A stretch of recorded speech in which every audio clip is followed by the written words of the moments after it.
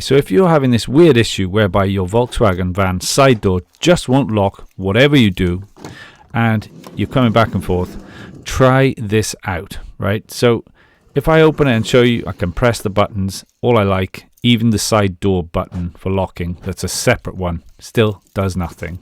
And I just had this once or twice with this van. It's very confusing. Normally, if the back of the door is not pushed in like this, you can push it in with your foot or your bum and you see it out of alignment.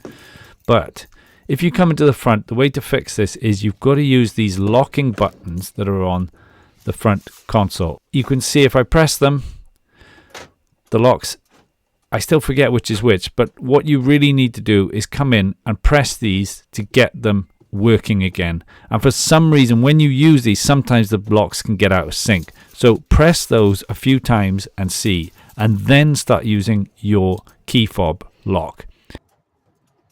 And if you look now, magically the side door lock has started working.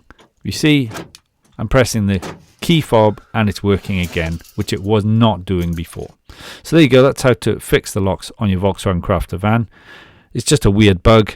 Check out more videos on the channel for helpful things around the home and vehicles, and I'll see you soon. Thank you for watching.